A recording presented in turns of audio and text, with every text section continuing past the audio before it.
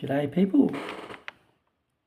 It's getting a bit cold here, so I have to do a lot of indoor filming.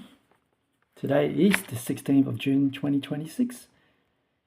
And George here, it's going to present to you today's message of hope. And I will talk about a colleague of mine at Collies International. I worked quite a while back. Yeah, a nice man. Perhaps just got different values to me.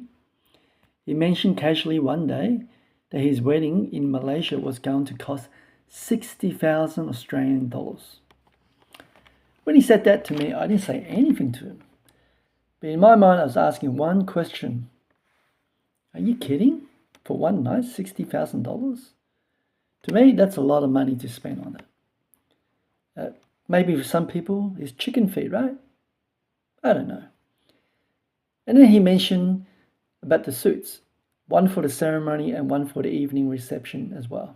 So at least 2 suits. Because apparently one wasn't enough for a single day. Now I want to be fair to him. It was his wedding. That's his money. That's his values. Who am I to judge? I'm not here to tell you what your wedding should cost. But that number lodged itself in my thinking because $60,000 in 2011, that is, that's not a small amount in any currency. Well, recently, a new report found the average Australian wedding now costs $38,000. It's up 8% from the year before. Not surprising. Around 70% of couples receive financial help from family to cover it. So lock that in, 70%. Which means most couples walking down the aisle are already starting their marriage in someone else's debt, perhaps. And I have to be honest about my own situation. When it was my turn, my father-in-law organised and paid for our wedding in Taiwan. There are many tables, more than 10 from memory, if I recall. And I did absolutely nothing to organise it, except to turn up for the photo shoot and on the wedding day. Am I grateful? Yeah, you betcha. But I also had no skin in the cost conversation whatsoever, so they had the last say. My father-in-law carried it. I just showed up, right? Now, that's not a template I would recommend. It's just happened to my situation. Because the danger isn't the day. The day is one day only. The danger is the Monday, when 2 people who spend 12 months planning a celebration realize they spent almost no time planning a life. I'm not talking about me. I'm talking about fictitious couples out there. Jesus said something about this. He actually talking about what it costs to follow him. The context matters, right? But the financial principle at the center of it is exact. And you find it in Luke chapter 14, verse 28. It does talk about money and possession. It says, "For which of you desiring to build a tower does not first sit down and count the costs, whether he has enough to complete it?" So I encourage you to read that again. It says to sit down first, count the costs before the commitment. So no way is it after the venue deposit is paid and the catering is locked in. It's not saying that. The tower builder isn't told not to build towers. He's told to sit down first, the planning. The point isn't that the wedding should be cheap. The point is the sequence. And with interest rates still uncertain these days, retrenchments in the news constantly, and more economic instability ahead than behind, I think the sequence matters more than now than it did 5 years or 10 years ago.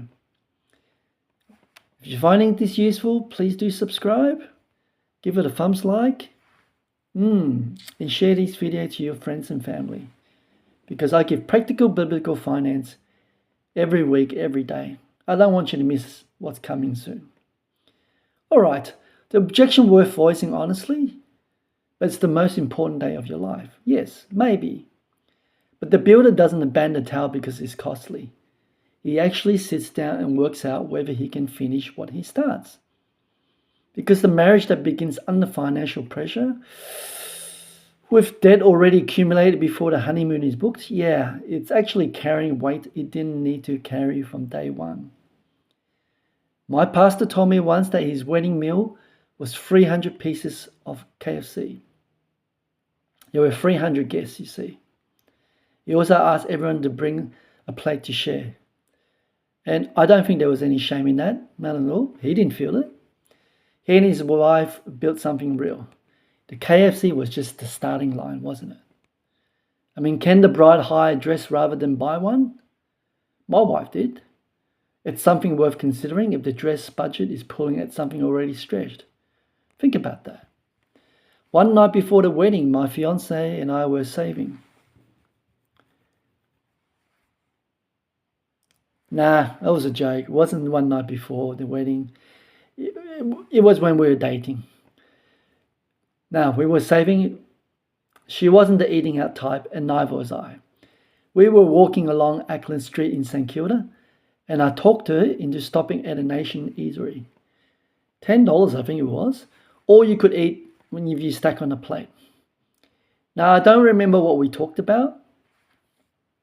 However, 20 years later, the conversation is gone. What stayed with me was the feeling, right? Two people being careful with money together. Not because they were forced to, but because they both understood that what they were building mattered more than what they spent that night. Yeah. My friends, do you know what you spent on groceries last month? That's a good start. Yeah? It's like equivalent of sitting down and just planning. Try it for the next week. Try to work it out. It'll be a good start for your journey.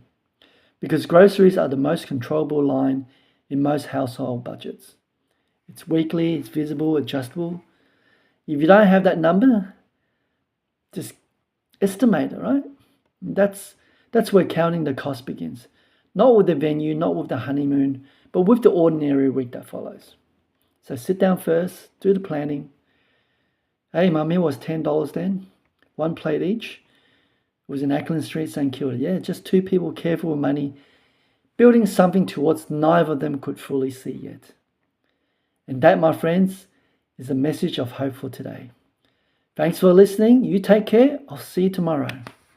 Have a great day. Bye-bye.